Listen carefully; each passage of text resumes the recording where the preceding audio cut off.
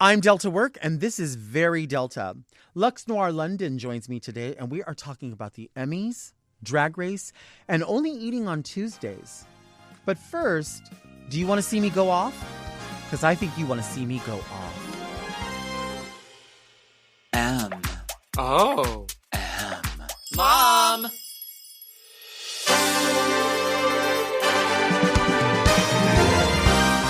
Are you a lady like me? Introspective, beautiful.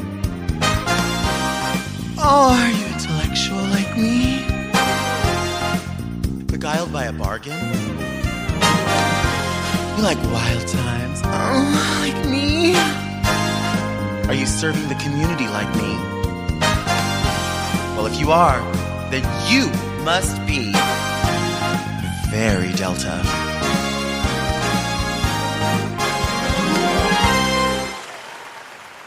I'm Delta Work, and this is Very Delta, a luxury public access podcast and YouTube talk show where I look gorgeous, speak extemporaneously, and invite fascinating people to sit on the couch and get very Delta. Very Delta is for the woman who believes in Crystal Light, because Crystal Light believes in me.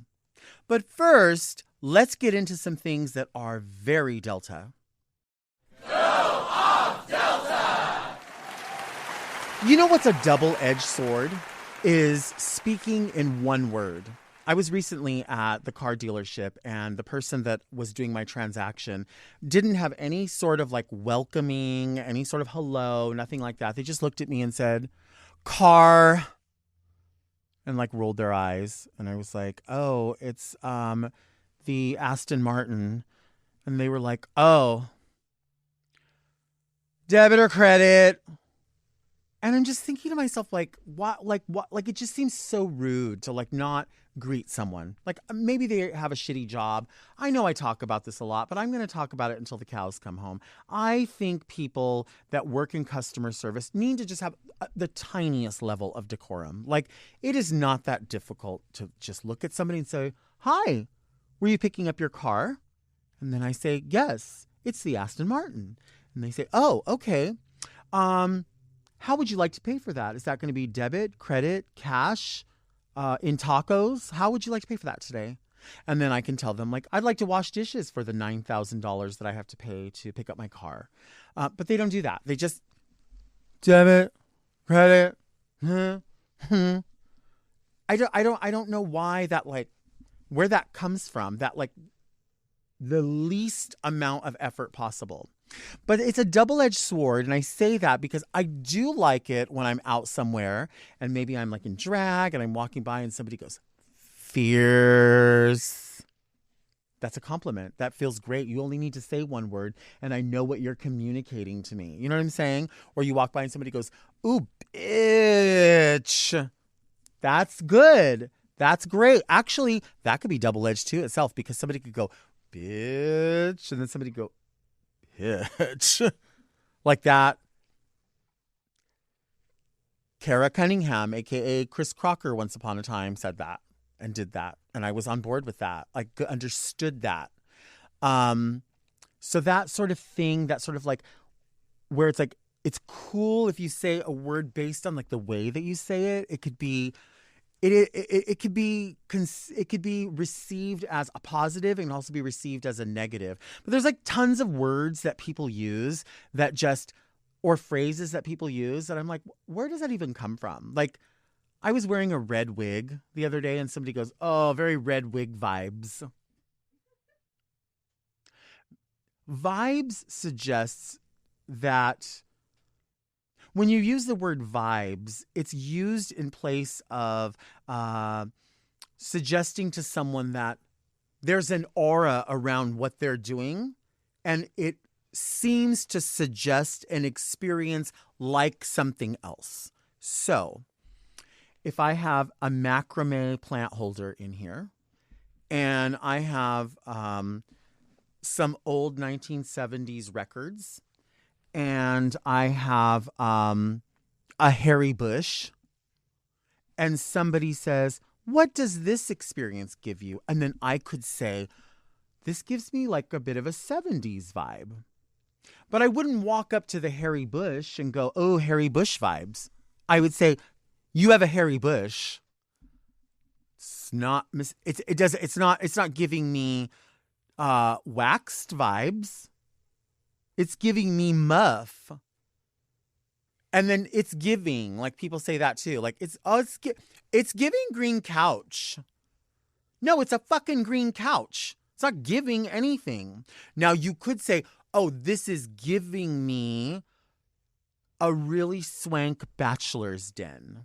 Oh, okay, I could see you're talking about like the sort of grommets and the upholstery. Like I get where you're going with that. But this idea of like using, or when people say, oh, what is it sometimes people say? You'll say, oh, you know what? The other day I had a really great lunch. Oh, what did you have? I had a Western bacon cheeseburger at a Western Bacon Cheeseburger Land restaurant. And they'll go, I love a good Western bacon cheeseburger. Well, no shit. I mean, you don't love a bad one. So you love are you giving me a little of this? I don't know. I'm looking at this blonde wig. I'm getting a little Dolly Parton.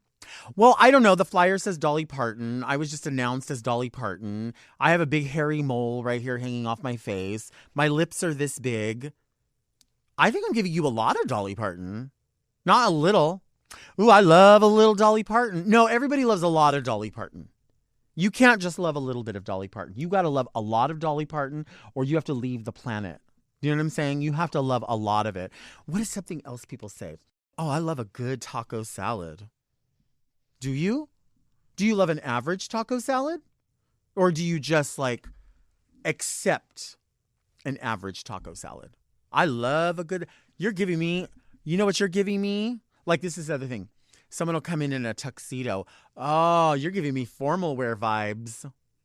No, this is a formal wear. This is tried and true and tested. Like stop using that. Now, if somebody said, I'm going to wear a wetsuit because I'm going to go snorkeling, but I think I want to put a bow tie on it. And I think I want to carry a cane. And I think I want to have a top hat. Then you could say, you're giving me scuba diver with some formal wear vibes. Like, I get that. Those are the vibes. Not full formal wear. But you are giving me the suggestion that your drag today is scuba diver in formal wear vibes. That I'm on board with. That I understand. But looking at someone fully done. Oh, look at you in this wedding gown with 6 ladies all wearing peach dresses that match. You're giving me wedding party vibes. No, we're getting married right now. Stop. Oh, it should have gone away a long time ago, but it's still around. Realness. Ooh, are you giving me red dress realness at the Emmys? No. I'm really in a red dress and I'm really at the Emmys. There's no realness. There's no suggestion. It's really happening. But people grab these words because they hear other people use them in other ways. And then they're like, I want to use it too. But it's like, you got to figure out how to use it, man. It's not working. Like you can't, I don't know. I hear people use words all the time. I try not to use them just because I don't think I'm using it right. I don't really say that something is bussin'. I let other people use that because I think that they know how to use that. I think I know what it means. And I think whenever I want to say that something is bussin', I like to say, that's fantastic. That is exceptional. That is better than I imagined. That is perfection. That's lovely. That is spectacular. I don't think it's better than bussin'. I just can't use bussin'. You know what I'm saying? Like, I don't always cut a word, but sometimes I do. I think if someone is charismatic or has charisma, I want them to know that I think that they are charismatic and they have charisma. I don't want to tell them that they have all the riz. I don't want to tell them that. I don't think that's for me. I don't think that's my generation. I don't think that's my neighborhood. I don't think that is my zone. I don't think that is my congressional district. It's just not for me. I think you're charismatic. I don't think you have the riz. Oh, and people say bet. Bet. Bet. Bette Midler. Bet. You know it's Betty Davis. It's not Bette Davis. It's Betty Davis. I could be wrong. You know it's LaCroix, not LaCroix. The company said so. You can call it whatever you want. I'm just saying. You know when somebody has a funny laugh? And they like laugh and they like maybe they snort like they'll do that, right? Or they'll laugh and they'll burp. Or they smile and they have like a really big funny smile, a big toothy smile, or maybe they have like incisors, like their incisors are longer than usual, or maybe they have a gap or whatever it is. When you laugh at somebody who has that, they're going to remember that forever. So as much as I'm up here in this way talking about like people misusing a word or whatever, I'm speaking in jest about like actual words, not like mispronouncing a word, but actual words. But when people smile really big in joy, or they laugh at something and they have a funny laugh, those are signature to them. And when you make fun of them, they're going to fucking remember it forever. And I'm just coming to you as your auntie to tell you that's not fucking cool to like laugh at somebody the way that they laugh and go, oh my God, you have the weirdest laugh. They're going to remember it. And every time they go to laugh at something, they're going to stop themselves. Because I know people like personally who have like what people deem to be not the perfect smile, you know, and they cover their mouth because they're nervous or embarrassed. Remember that. You know what I'm saying? It's just like a piece. I mean, I'm not trying to get that serious with you, but sometimes we have to be serious with one another and let people know, like, you know, we all have a fucking mirror. We know what we look like, right? I mean, come on.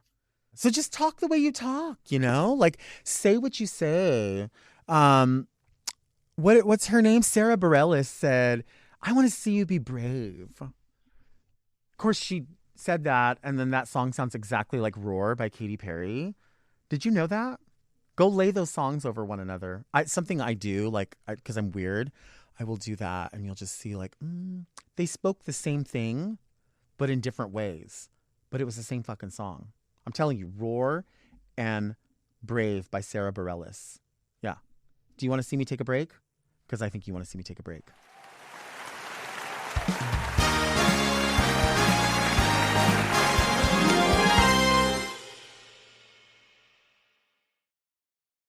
This podcast is sponsored by Talkspace. November is Men's Health Awareness Month, so Talkspace wants guys to know that being prepared for life's biggest challenges and opportunities means prioritizing mental health, too. Talkspace can help you go beyond fine-tuned workouts, supplements, and productivity hacks. Talkspace can help you fine-tune your inner life so you can succeed in being the best version of yourself in any situation. And with Talkspace, you can get therapy from anywhere and on your time. You can even text your therapist between sessions. If you're depressed, stressed, struggling with a relationship, or just need a little extra one-on-one support, Talkspace is here for you.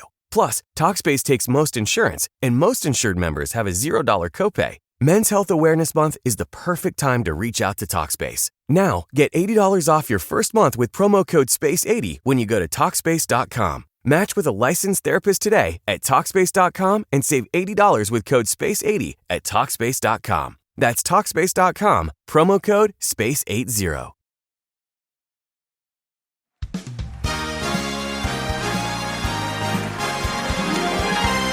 My guest today is letting it all hang out. Welcome, Luxx Noir London. Hi, Zelta. Hi, thank you for being here. I am always glued to your pictures. Like, there was one, you did a reel where you were like walking through New York maybe, and you were just like, and I remember commenting on it. It just took me to a place where it was like modeling and then being serious and then being not serious and then being like laughing. And then it's just, I feel that from you all the time, that you're telling a story constantly in clothing and with your body. Is that really how you are? Yeah, I think that every like moment that I am in front of a camera or posting something about myself is kind of like a mini calling card. Yes. I feel like my all my objective is to always put myself in the forefront of everything I do. Kind of as like, this is what I do. This is who I am.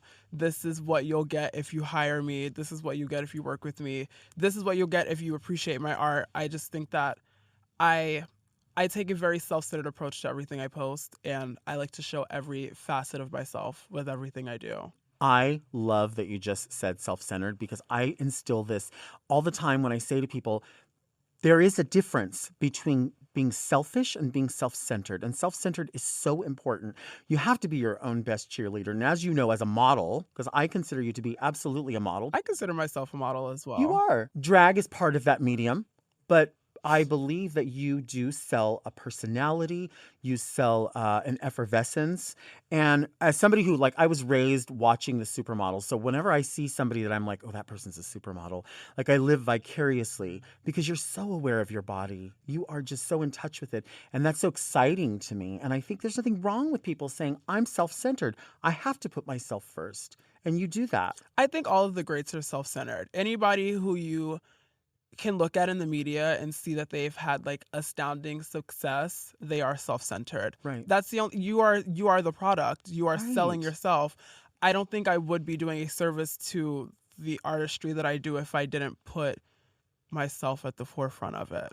I just think that's honesty and confidence. And a lot of people, like, when they hear that, I think people are trained to believe that you always have to be like quiet and meek, and people have to be grateful and wholesome. And you can be grateful for things, but why does everybody have to blend in? I think that, and I talk about this all the time, I think that society has gotten to a point where they have taken the need for equality to be equal on every facet. One person cannot be greater than the other, because then that is a notch off of them. Where it's like, no, we have to realize that it's okay to feel like you have something over the next person, because you owe it to yourself to feel that you offer something different and something worth value to the world. Things that are more valuable are not things that are so common. If every person had an archive McQueen gown in their closet, the value of it would be depleted, because it's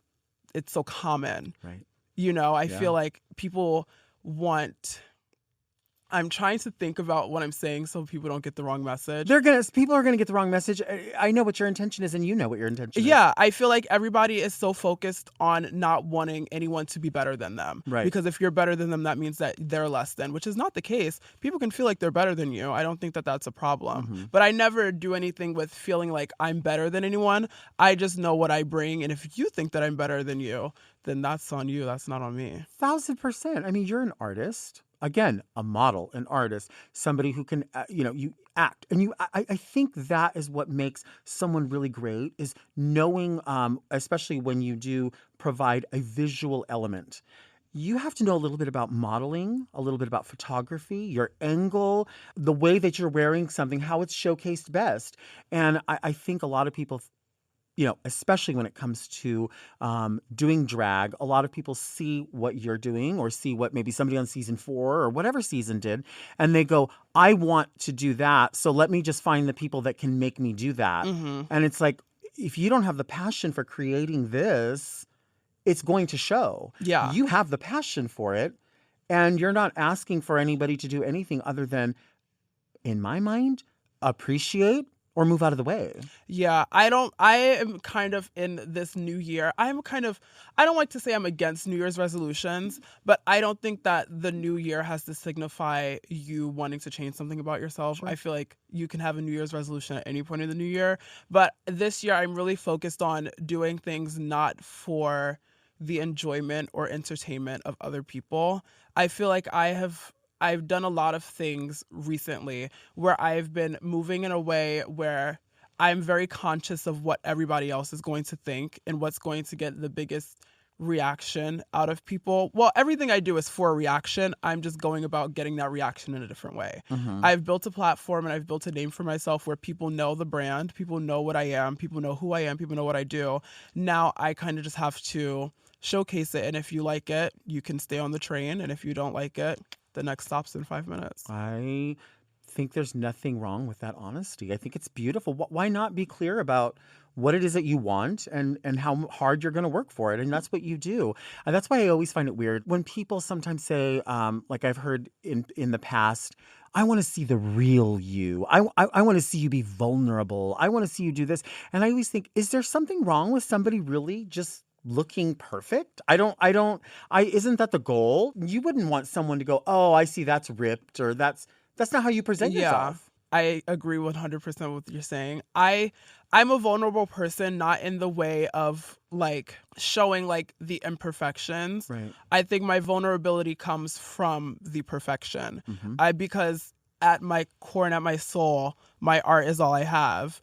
And by perfecting my art and showcasing my perfected art with you, that's vulnerability, because I'm sharing a part of myself that's so personal. Whether it just might look like I'm like wearing an outfit, but like people don't realize like the amount of like hours I've studied curating the knowledge to come up with the references and the thought process behind this basic outfit. It's not a basic outfit, but like it's never going to be basic. This outfit. It's like people don't realize that this isn't just me buying an outfit. Right. This is years and years of me studying, and years of me learning, and years of me just sitting in my room, like pushing the pavement, like studying, reading, like watching to come up with this outfit today. Right. No, 100%. And it always shows. You were just at the Emmys, and season 15 won an Emmy. How does that feel? It feels really good. Because I know for a fact that a lot of the things that I did on the show made an impact. And being a fan of the show for so long and having things that I have done be in like the Drag Race zeitgeist is kind of like wild. Like Entertainment Tonight was captioning like videos of our cast with my entrance line. Wow. Like that's kind of like crazy to me that something that I did on the show is now in the cultural zeitgeist of like queerness or just like pop culture. That's all I've ever wanted to do. Like I grew up admiring and like worshiping like celebrities and worshiping people who've had an impact on culture. It feels really good to know that I've left my mark at such like a young age. And especially now, I mean, the world is a crazy place, but this country itself is a crazy place. It's always been. But to see and hear so many attacks on drag or artistry in general is so gross. But then when you see that it's being celebrated specifically by not just what a crew put into something, but what a cast put into something. Because like you said, you put out into the world these lines, these visuals, these things that other people use in conversation. Now we hear specifically queer people use a lot of the conversations and a lot of the words and phrases, but then we also see like cis people out of nowhere utilizing those lines, and you're like, okay, so you've decided that now that's yours. But as much as it bugs, it is kind of cool to realize like, wow, you don't even realize what you're doing here, do you? Yeah. You know? It's like when Cardi B came out and she was saying, oh, right. And like everybody was like, oh my God, this is the Cardi B thing. I was like, Laganja said that in like 2014. Right. Like, girl, you're a little late to the party. But yeah, it's kind of very interesting to see how queerness has impacted modern culture. Queerness, not even from like queer people, like just queerness in the essence of the word queerness, right? Which it was something that was so taboo, even from like, I guess you could say like cis straight people, where now it's like everybody's a little queer. It's like Harry Styles is straight and he's like, you know, so queer. It's like queerness in itself is just having such, I guess, like a renaissance in society. And it's really great to see. I just think that queer people have been pioneering queerness for so long. I think it's about time queer people are given their flowers for bringing that to the forefront. I love that. When you were at the Emmys, obviously you were like completely done up. When you left, did you like go out in that somewhere? Like you go to an after party? Did you go get something to eat? Do you eat? Sometimes, but only on Tuesdays. Only on Tuesdays. See, you have to have a plan. Yeah. You have to have a plan. It's like RuPaul has the Tic Tac diet. I have the only eat on Tuesdays. But on Tuesdays, I only eat like really small portions. I'm not advocating for eating disorders. Trigger warning, that was a joke. So I am advocating for eating disorders. I spoke with Meatball, and she informed me that Luxx is a fat phobic. Tell us about. No, I'm teasing. She did say it, but she told me it was an inside joke. Yeah, no, it's an inside joke, but I don't know. It's tough. It's tough anymore because we do like joke about stuff, and we only joke with the people that we know that can get it. But we do. It's hard because other people do hear things and they digest it, no pun intended, in different ways. And you're like, I'm not shaming you by any means or suggesting anything. Yeah. It's just something, especially people that do drag. We've been raised to be very protective of ourselves and what we do and of one another. Mm-hmm. So those cultural things that we do and those references that we make and those jokes, we really only do with people that we know can get it. True. And I think that's because as queer people, we have lived a life that has had so many times of like feeling like sadness or like despair. You kind of just have to laugh. Right. So you kind of just have to laugh at the pain, and you laugh at the pain with people who have felt similar pain. Right. And when you open that box of pain laughter to people who might not have experienced it on the level that you have, they kind of take it as like an insult, where it's like you're not insulting them, you're laughing at this shared experience. Absolutely. Obviously you travel a lot for work. When you are like in an airport, I say this to people all the time. I have no budget when I'm in an airport or when I'm at the movie theater. Oh, true. There's just you have no choice. You have no choice. Or what are you like if you go to an airport and you stop into like the Hudson News? Okay. What are things that you're going to take with you on the plane? It's very inconvenient for if I'm sitting next to anyone, but I love Pringles. Oh yeah, because they're individually perfect. Yeah. And sometimes they're crushed, but all the crushed ones tend to go to the bottom. So by the time I like eat a couple, I like fall asleep on the plane, and then I wake up and I'm getting off. And then I like forget that I have the Pringles because like I have to like go and get ready for the gig. But Pringles, I love apple juice. Oh my God. A Minute Maid apple juice. I always buy 2 because I don't know what it's about. I don't know what it is about apple juice, but I can chug it like it's water. Yeah. Like if you're drinking like an iced tea or something, like you sip it, you savor it. If I'm drinking apple juice, like I'm downing the apple juice. And I don't even think about that. I just like drink an entire bottle of apple juice in one sitting. So I always buy 2. Sometimes if they look fresh, I'll buy like grapes. Oh, okay. Sometimes. Okay. But sometimes I am like, I'm going to get food poisoning and like die on this plane. So I try to stay away from the packaged food because in my head, I'm like, where are all, like, I feel like you've mentioned this on Very Delta before, but it's something about the refrigeration in an airport. It's not right. It just gives me the creeps. It's like, where are you refrigerating these like egg salad sandwiches? How are you refrigerating all of them? Like, where are the fridges? Because all I see is terminals. And it's like, it just gives me the creeps. And I'll do like a candy. I'll do like a Lifesaver gummy.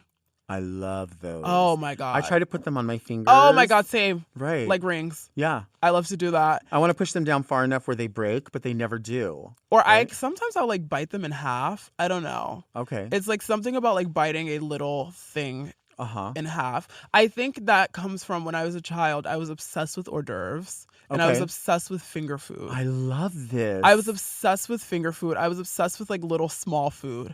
So I loved the idea of like taking a cracker and like biting the cracker in half, because I would always see on TV, it's like they would never just pop the whole thing in their mouth. Right. You eat half because like, come on, you're in public. So you have to like eat half and then eat the other half. I was always so enamored with like finger food. Yeah. That and like food truck food. I don't know. Fun. I don't know why I was always just so obsessed with the idea of a really messy like sandwich. Okay. And I think it's because I would always watch like Diners, Drive-In and Dives on Food Network, like with my parents. And the food would just always be so like big and massive and like messy. And I would always be like, that looks so like interesting. Yeah. Like I kind of love messy food, like a burger. Now, are you comfortable eating in drag? I'm comfortable eating in drag. I'm not comfortable drinking anything in drag because if I have to pee, it's an entire situation. I understand. I understand what that means. Yeah, I think that's 1,000% true. I would love to get into a conversation about what is having a few Pringles and then forgetting that you had Pringles. I've never had that experience before, but I'm going to hang out with Luxx and we're going to figure that out after the break.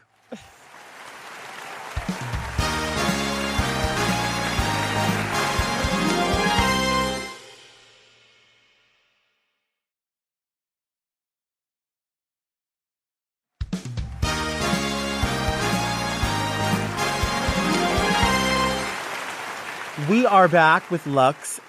You are absolutely somebody who references all of the things that you study, all of the things that you listen to.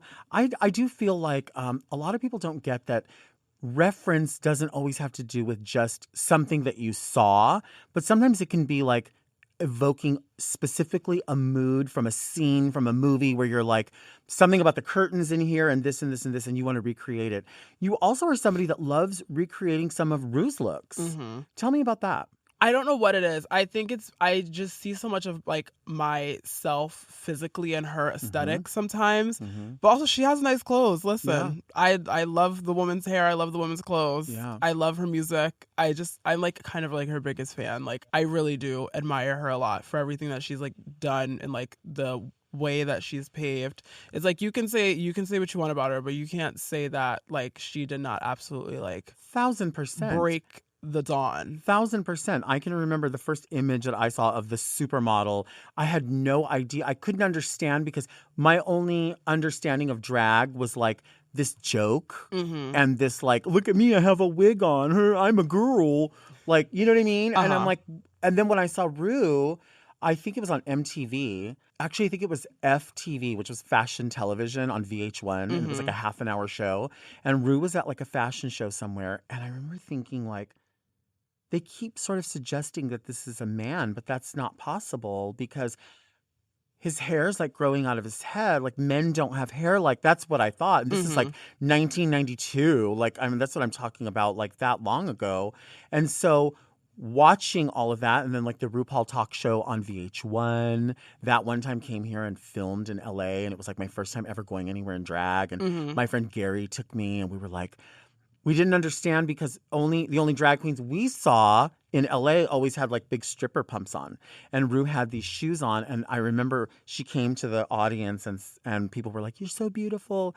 And somebody asked about her shoes and she's like, oh, these are Marc Jacobs.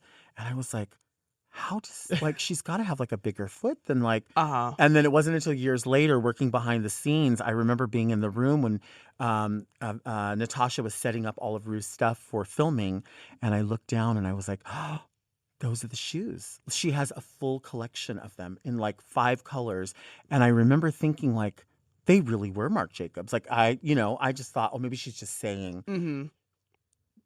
There's just no denying if you do drag, like denying the fact that the image of the supermodel has to influence you. Yeah. The supermodel of the world has to influence people. Yeah, it's no way. No way to not have respect for that. I've like hyper fixated on RuPaul after I knew what Drag Race was. But I have this thing where if I see something and I like it, it will be my entire like thing for like a long time. I love that. So I discovered Drag Race through a certain YouTuber who I'm not going to mention. And then I like discovered it and I was like, oh my God, what is this? And then I was like, oh my God, RuPaul, she's like the one.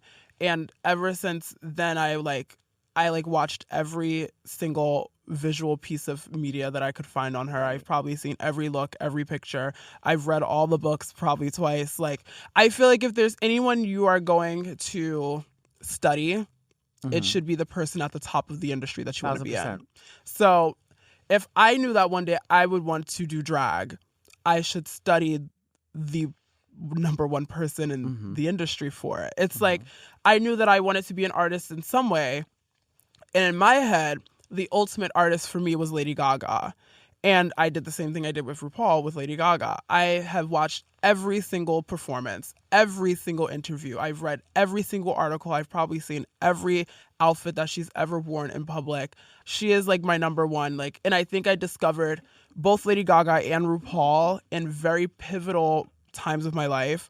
Like 12, like 11, 12, 13, 10. Like those are the years where you really kind of start to discover who you are. And I started feeling all these things or acknowledging that these feelings were present because they're always present. Right. But when you're a child, you're kind of just being a child. You're not really realizing that you feel a way that's different than other people until people are telling you it's different. So people were telling me it's different. And I was like, okay, weird. And I was like feeling like, fuck, I'm different. Like, why? And then my parents would always be like, yeah, you're different, but like, that's good. You don't want to be a follower. You want to be a leader. It's like a mantra.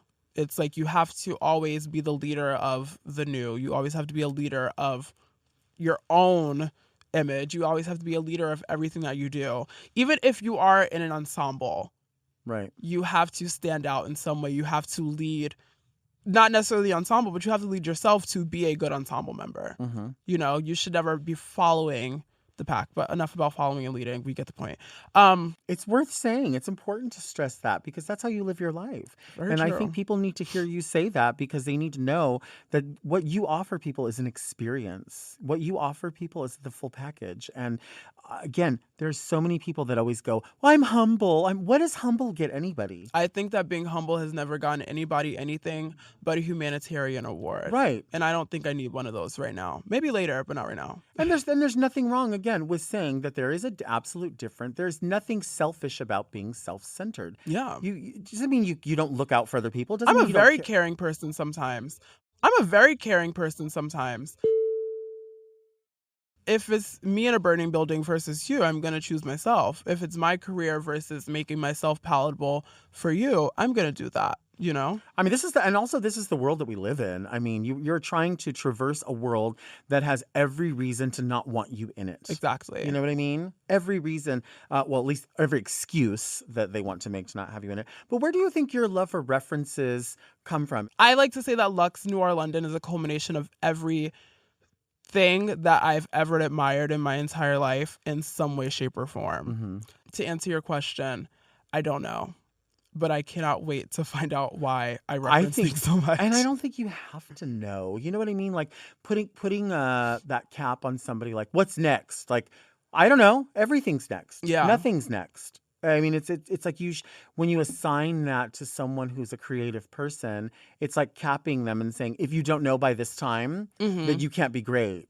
And it's like, what are you talking about? Yeah, whenever I get the question in interviews like, oh, so what's next for Luxx? I always say, I don't know what's next for Luxx, but I'm excited to see it. I feel like when you set too many expectations for yourself, it blocks other frequencies from coming in and changing the path for you. Right. And I kind of just want to be an open vessel to my artistry to like flow wherever it's going to take me. I could wake up tomorrow and say I want to throw all my drag away and stop this. And I think that as an artist, I have that right. And I don't think that I should, if I wake up one morning and say I don't want to do this, feel like I failed because I didn't achieve all of the goals that I have. Of course, there's milestones that I would like to achieve. Like I would love to be on the cover of Vogue. I would love to go to the Met Gala. I would love to have my own makeup line. I would love to be like the creative director of a fashion house. But these are things that I don't think that I need to be present for to do. Mm-hmm. I can be on the cover of Vogue through someone else. I can have a makeup line as Luxx's influence through someone else. Absolutely. I feel like setting too many goals for yourself can sometimes be dangerous. That is so wise. It really is very, very wise. And I think, I mean, again, the fact that you take these references and these inspirations and realize that you have so many avenues. And I think a lot of people have avenues, but they don't believe that they do. Yeah. They don't even want to recognize it because, again, they put in their mind this failure idea. Well, that's somebody else's description of success or failure. You have to be happy with what you do. Yeah. And that's what makes you so magical. I know part of one of the things that you obviously parlay what you do into is music. Yeah. You have Letting It All Hang Out. Tell us about that. So Let It All Hang Out kind of was created in a space and time where I started feeling like, I guess, a little more rebellious. I was kind of tired of feeling like people didn't want me to speak freely or like speak my mind. And it's really just like like the Drag Race fans on the internet and like just people giving me their shitty opinions when I didn't ask for them, 1000%. and telling me that, oh, well, why are you complaining that people don't like you? Why can't you just like let it go? And I'm like, I've never been the type of person to like not say how I feel. If I feel a type of way about it, I'm not saying it because I necessarily feel a type of way about it. I'm saying it because I know that I can say that I feel a type of way about it. Most of the time when I'm like arguing back and forth with somebody online, I'm never upset. I'm doing it because I know that I have the power to say something back to you. And I think a lot of the time when people behind these accounts or people behind an internet screen like to give their unsolicited negative opinions to you, when you give them something back, they're like, oh, well, shouldn't you be booked or something? Why aren't you at work? And I'm like, Diva, I'm responding to you on the plane to the gig. Like, what do you mean? I can, if you think that you can say something to me, why can't I say something back to you? It's just what it is. I have all the time in the world to argue with somebody. That's what I'm saying. I love to argue. That's my favorite thing. thing. What's your astrological sign? I'm a Virgo. See? And that's the thing is like, I don't understand when people want to say something like that. First of all, these are people who are enthusiasts of drag, not professionals at drag. Mm-hmm. And these are people who, I don't know if you've experienced this, but I get people who will say something scathing and then I'll say something back and they're like, no, I love you. Yeah, it's no, I love you. I'm just like, whatever. And it's like, no, you were not just whatever. No. You were, I took what you said as a dig, so now I'm going to dig deeper because I know I can.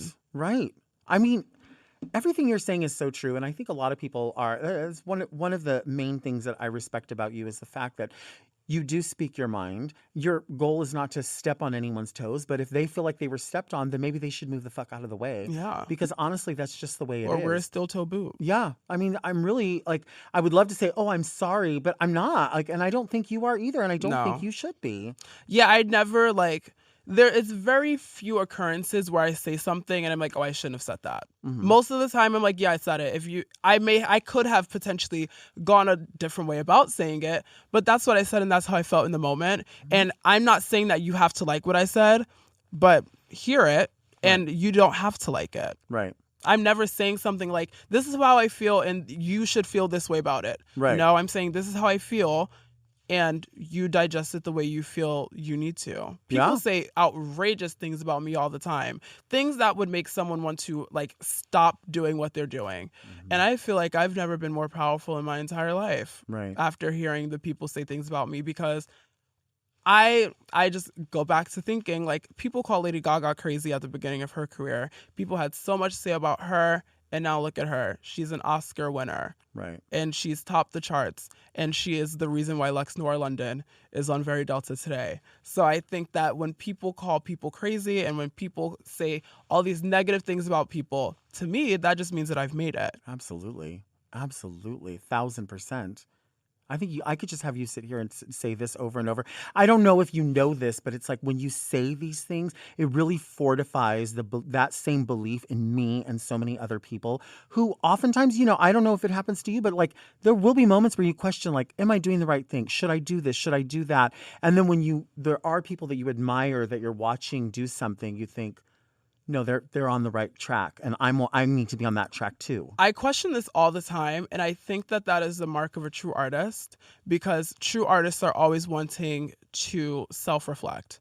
I feel like if you just always know what's next and know what you're doing, or if people know what's next and know what you're going to do, then you failed. Because I feel like in my head, an artist is always supposed to be pushing to do the next thing.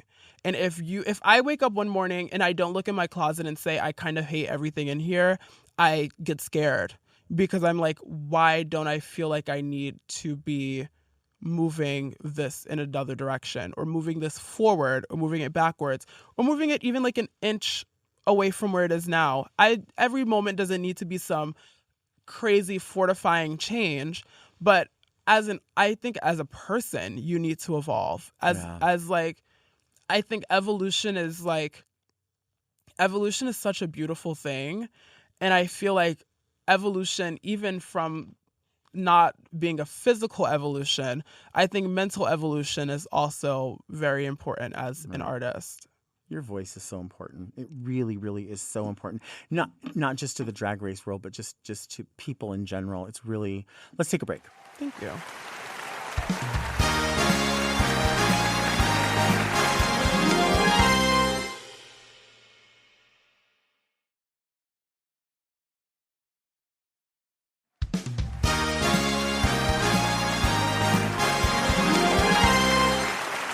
We are back with Luxx.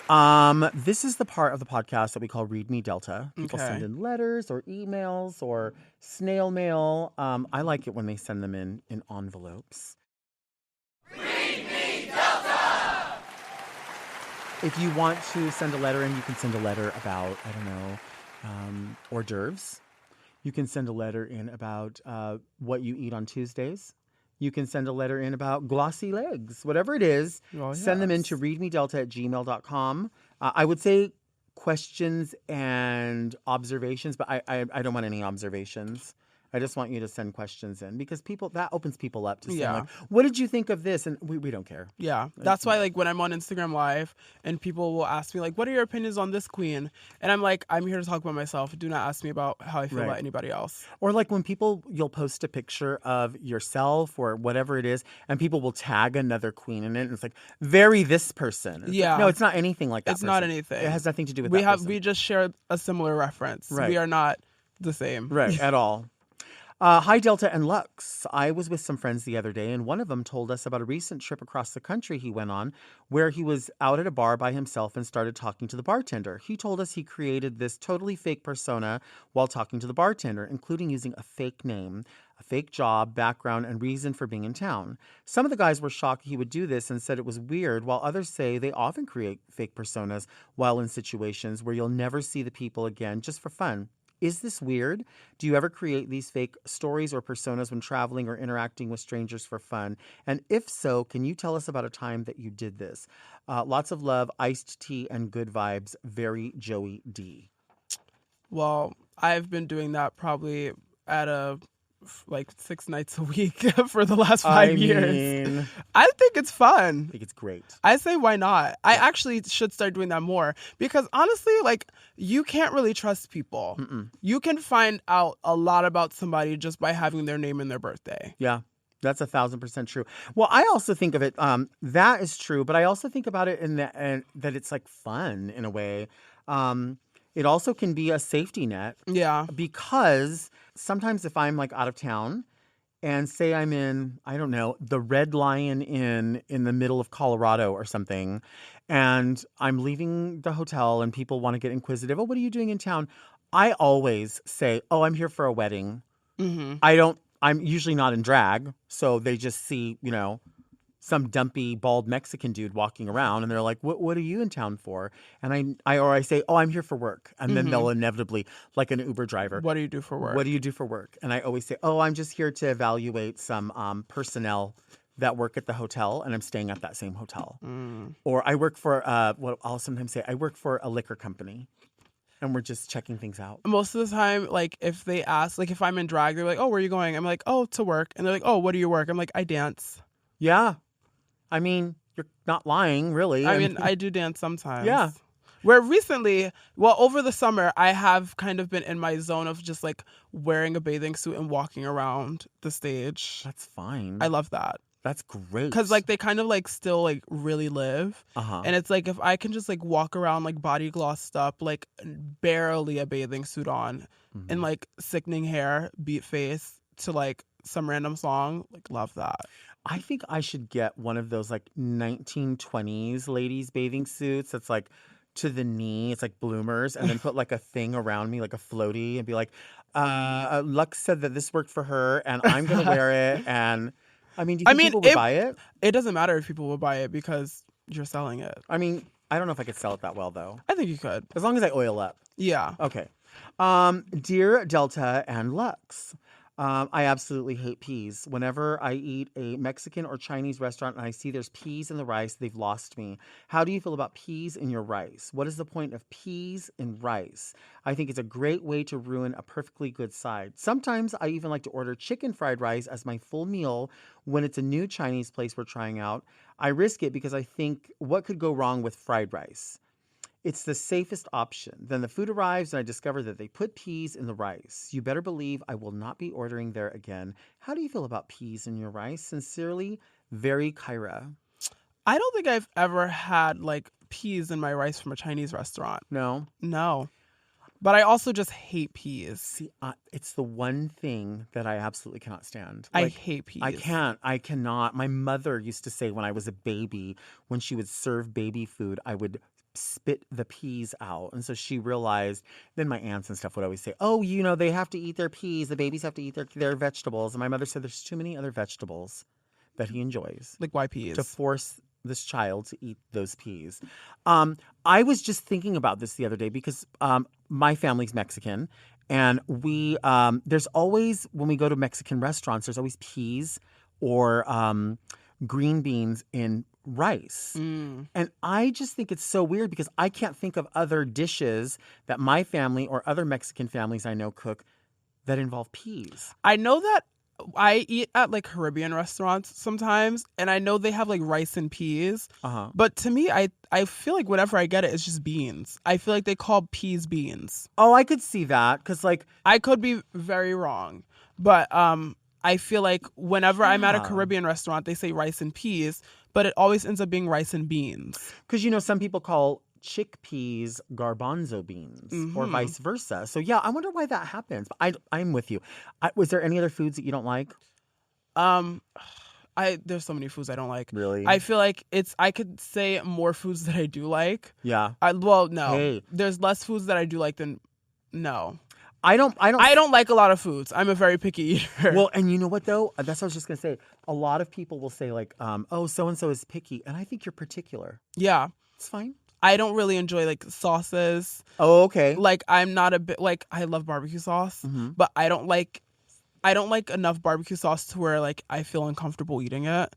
Like I feel the same way about like creamy things. Okay. Like I do not like milkshakes because the texture, it's thinner than ice cream, but it's thicker than juice. Right. Will you drink a Premier protein shake? No. Okay. I don't like milk either. I don't drink milk. Okay. Not even like other like almond milk. I hate the substitutes. Okay. Give me cow's milk, please. Yeah. I'm sorry. Like there are If so you many have to. There are so many other substances that are worse for you than cow's milk. Like Yeah. we need to get over it. Society, people drink cow's milk. It is what it is. But You heard it here. do you not like cow's milk? No, I'll drink it. I mean, I never really drink milk. Like I'll drink it.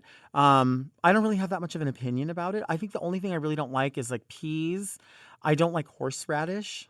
I can't do that. I feel like as I get older, I less and less like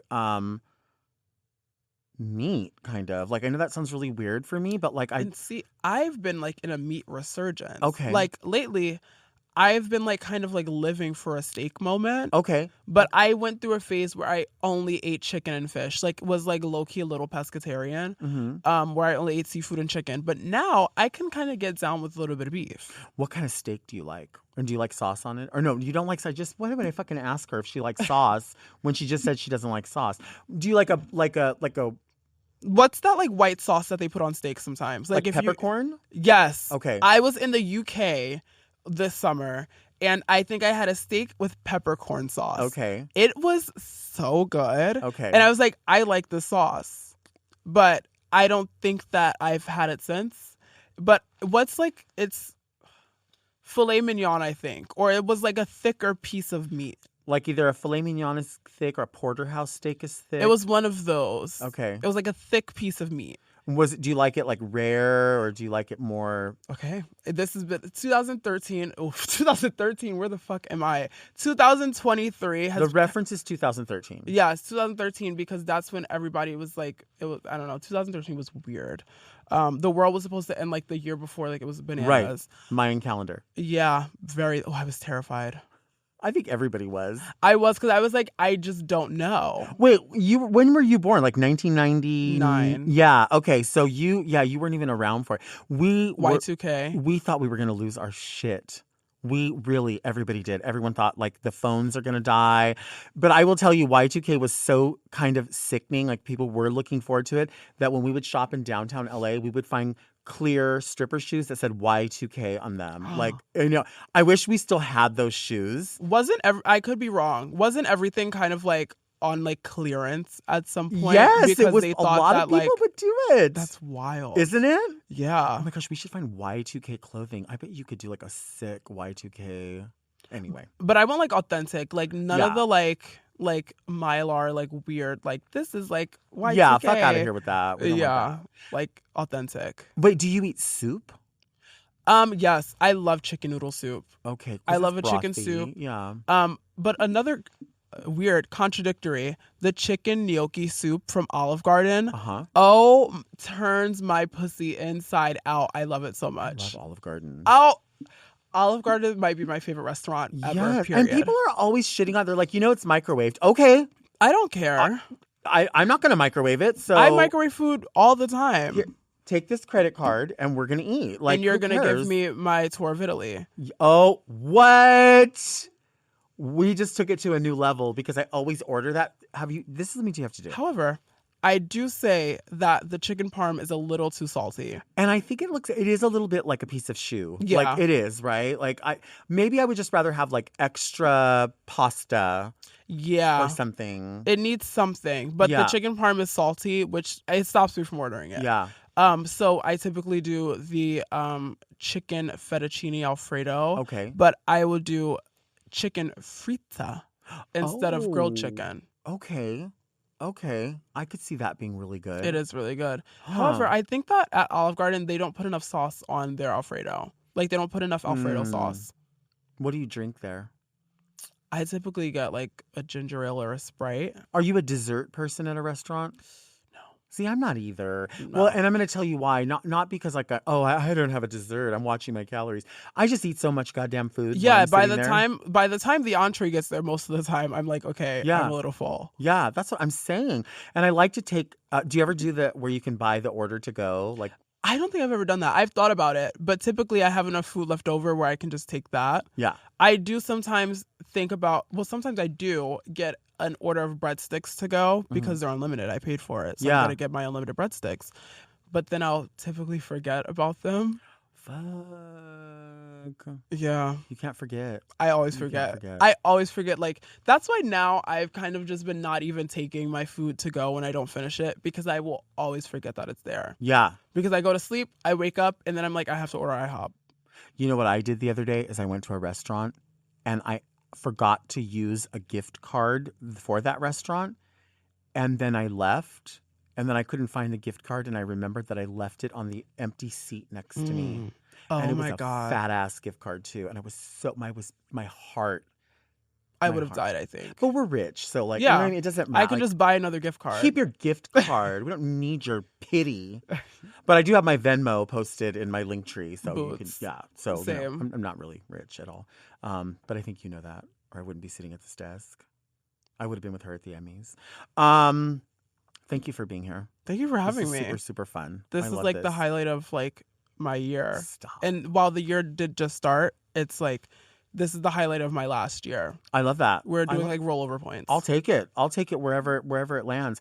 Again, I love everything that you put on Instagram. It is so fun. And I wish people would really, go on. And I know people do support you. And I know you feel that. But it's just so weird to me when I know somebody is just excellent, is kind to people, is positive about themselves, and there would still be other people questioning or saying something negative. It's like, why? Especially when it's other queer people that are doing it. I'm like, you're making all this noise when there's already all this other shitty noise out there coming against people who have the cream rises to the top, babe. You don't get to this point unless you are the fucking cream, even if you don't eat cream sauces. That is true. What I'm saying? I feel like if everybody felt the way I felt about myself, it wouldn't be so peculiar. Right. And I think we need to switch this terminology when people do not understand selfish and self-centered. Put yourself first. I swear to God. You have to. Because if you don't, who will? Girl, honestly, nobody will. Everybody keeps shitting on everybody else. Yeah. And it's like, my gosh, let people be an inspiration to you for whatever reason. I really love what you said about, even if you look at something, you're like, maybe not an entire overhaul. Maybe I just move it an inch. Maybe I move it half an inch. It's just that trajectory of just going and going and going.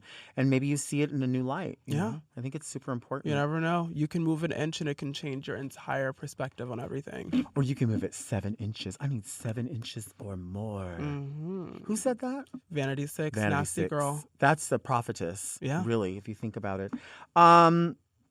Where can people find you on social media? You can find me everywhere at Luxx Noir London. That's LuxxNoirLondon. You can stream all of my music under Luxx Noir London on every streaming platform known to man, woman, they, or them. Or if you don't identify with any of those, you can find it on the internet. And you can find me, in the world, because the world is where I reside. Do you ever have people that you'll post a flyer for some event that you're doing and people are like, what day is this? Yeah, it's like you just read it. People just forgot how to read. Yeah, just read it. I think sometimes people just want to interact. Yeah. Yeah. And then I don't respond because I'm like, I hate. They say there's no such thing as a stupid question. Wrong. I think that tons of questions are stupid. Because if the answer is staring you right in the face, why would you ask it? I wish more people were as honest as you. And I was waiting for this interview just because I knew that and from other people who know you, they're like, it gets misconstrued. I think when people watch people on Drag Race, and I hate hearing oh, that's not me. It is. No, me it was me. And it's me at that time. And then you're getting me at this time. And there's different me's. There's different phases of me. There's different references of me. But I feel like it's always true. The things that you're saying I think it's sickening. I was the same exact person as I was here on Drag Race. And the only thing that changed is that people just can't take me. And that's honestly what it is. I can't change anything about that. Yeah. I always tell people, nobody forced me to say anything on Drag Race that I said. Nobody forced me. Now, chronologically, it may be presented differently, however. Thank you so much for listening to Very Delta and watching the show. Our show comes out every Monday. Please subscribe to Mom Podcasts on the YouTube and turn on your notifications because we don't want you to miss an episode. Also, search for Very Delta on your favorite podcast apps to listen to the audio-only version if you can't take all of this beauty. I mean, just listen. It's a lot of beauty to take. It's a lot. Between the two of us. You can also sign up for our premium offerings on Mom Plus Gold by visiting mompodcasts.plus, where you can also get weekly episodes of more Very Delta. Don't forget to send all of your questions to readmedelta@gmail.com, and you can follow me on Instagram @DeltaWork. Thank you so much for listening, and until next week, keep things very Delta.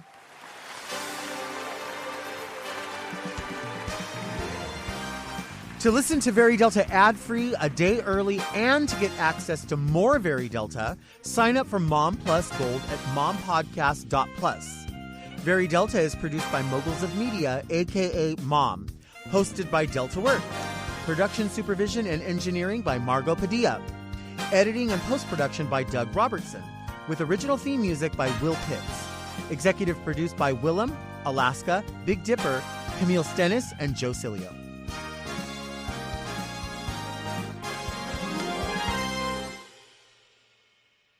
Wait, is it Tuesday? Yeah. Are you going to eat something today? Maybe. Mom!